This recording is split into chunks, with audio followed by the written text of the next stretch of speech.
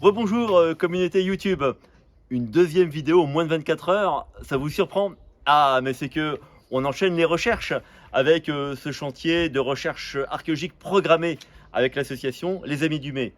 Cette fois-ci, on va monter sur la tour qu'on a appelée la T4, puisque la recherche s'articule aussi sur le haut de la tour pour comprendre la connexion avec le chemin de ronde.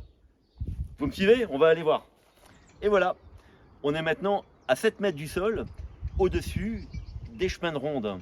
Et justement, quand on enlève une épaisseur de terre qui a recouvert au fil des années les murs, on trouve le chemin de ronde qui était pavé de blocs de silex, très solidement armés avec un mortier comme du béton, de chaux aérienne et de sable. On voit aussi que sur l'extérieur, on a le début d'un mur qui était le mur parapet, et c'est lui qui formait des créneaux en entourant tout le château. Les fameux créneaux qu'on trouve dans tous les châteaux médiévaux. Ici, on en a encore une trace. Qu'est-ce qui se passe quand depuis le chemin de ronde, on entre à l'étage d'une tour?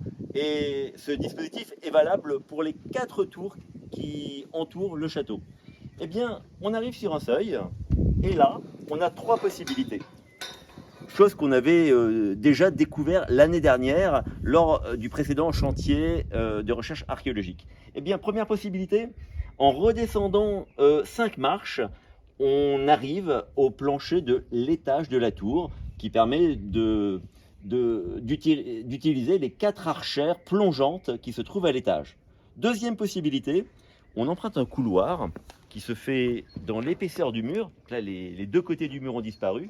Et là, on remonte plusieurs marches, à peu près 5 marches. Soit on continue un escalier dans l'épaisseur du mur, il est dit annulaire parce qu'il est dans l'intérieur du mur courbe.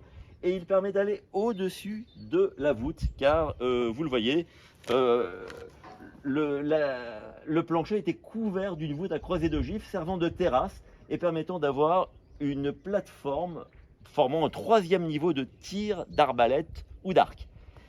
Quand on a monté 5 marches, 3e possibilité, eh bien on peut redescendre de 5 marches, car le chemin de ronde reste globalement de niveau, eh bien pour continuer à progresser sur le chemin de ronde et aller vers l'autre tour. Ce qui fait que à la fin du XIIe siècle, au château de Melle-Maréchal, eh ben, la garnison qui surveille le château doit passer son temps à monter et descendre. On sent qu'il tâtonne un petit peu pour la défense. Tout n'est pas bien encore calé. Tout ça, ces problèmes de niveau seront résolus avec les programmes royaux du Louvre et plus tard de Dourdan.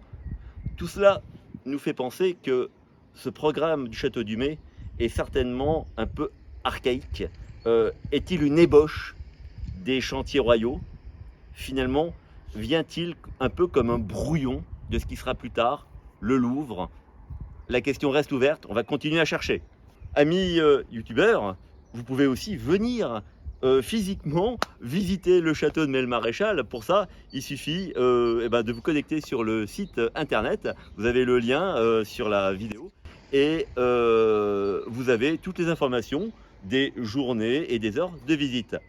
À bientôt pour d'autres découvertes.